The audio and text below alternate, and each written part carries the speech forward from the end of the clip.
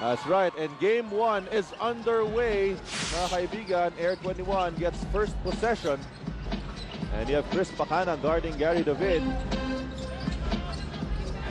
They go to the post. Ranidel de Ocampo face-up jumper against Junti Valenzuela. So this is an interesting matchup ploy of Coach John Wichico, putting a smaller player on Ranidel de Ocampo. But you know, he's not going to change what he's doing. He's won 12 games with this lineup. So he's forcing the other team to make the adjustment.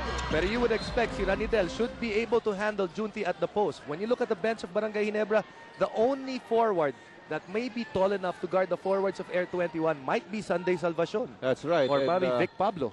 They'll probably be matched up against the likes of Arwin Santos and KG Canaleta. And a block there by Homer Se on Billy Mamaril. Here's Winnie Arboleda guarded by JJ Helterbrand. Calls out a play for Air21. Gary David coming off a screen. Nicely guarded by Chris Pacana. Here's the handoff. Gary David. Kick out pass to Homer Se. Leisurely looking jumper. Gets in.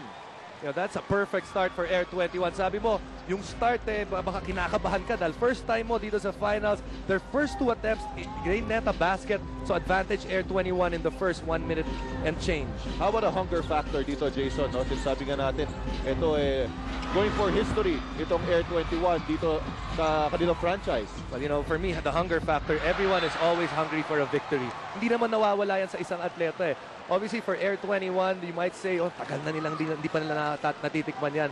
But that taste, even if you've tasted it once, twice, or 10 times, you still want that same taste back. And you'll never know kung kailan kayo magkakaroon ulit ng chance to play in a championship. So you really have to make the most out of it. Here's Homer Se. Knocking down on Billy Mamaril. Winnie Arboleda knocked down on TM Perez. So this is a great start for the Air21 Express. You know, this is exactly what Air21 needed. Barangay Ginebra, hottest team in the league. They needed to boost their confidence.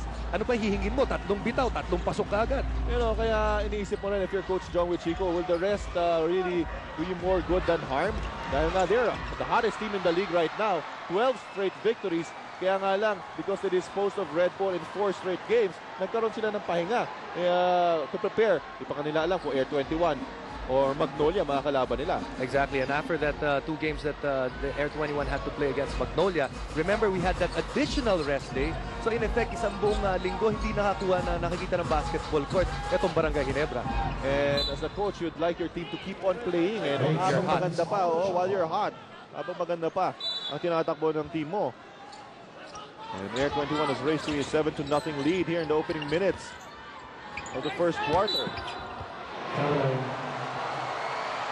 Steve Thomas will really have to be creative, being guarded by Chris Alexander with his long arms. Although Steve Thomas plays a lot bigger than his size. Here's Junti Valenzuela. Trying to speed things up. Valenzuela missing again. Rebound battle. It will go back to Air21 Express. So yung offense itong Barangay Ginebra, hindi smooth no? Here in the start of the ball game. You know, I was watching the games of Barangay Ginebra. The last 2 games against Red Bull, those were the 2 games that they failed to dominate. Although they got those 2 victories in that series, those were probably, mapapansin natin, pababaing laro nila. So baka ito, nararamdaman na rin ng Barangay Ginebra yung streak nila weighing heavily on them. Samantala, a very confident Air21 squad ang kanilang mga kaharap. Here's JJ Helterbrand. Good screen provided by Mamaril. Nagkaroon na switch. Helterbrand shoots it from the outside. In and out. Here's a transition offense of Air21. Gary David, bang! That's a TM Chris. That's going to Gary David. Richard, that's going to force Barangay Ginebra to call an early timeout. They knew that they were going to face a very good Air21 team, but they did not think they were going to be this hot. And Air21 has raced to a 10-0 start, mga kaibigan. This is game number 1. Ginebra needs to talk things out. We'll be right back after we take this short break. Ang problemang di nakikita, ang matibay, mas tumatagal, at pinakabagong solusyon. JMX Light Steel Frames. Di nabubulok, di nasusunog, di inaanay. Para sa kisame at dingding. JMX Light Steel Frames. Tibay at lakas ng loob. Magkakahoy ka pa ba? I'm waiting for my cable. Ako rin. Talaga? Magkano cable mo? 888 pesos. Ako, 870 lang eh. Oh, this is my girl. Sir, your LCD. Akala ko cable. Ba't may LCD TV pa? My destiny kasi ako. So for 888 pesos a month, may LCD TV ka na, may free cable ka pa. Sakto, NBA tonight. Oh, ano yan? Cable lang. Ang tamang pundasyon, sundan ng mabigat na lamang. Pigrolac Premium Hog Grower Feeds. Siksik sa Pigro Builders para sa natural na pagbuo ng mabigat at siksik na laman. Dahil sa karera ng bentahan, ang malaman ang siyang lamang sa katapusan. Pigrolac Premium Hog Grower Feeds. Lamang ka sa malaman. Early timeout called by Barangay Ginebra because they're down all of a sudden by 10 points and they turn the ball over again. Not a start that Coach Chong Wichico wanted.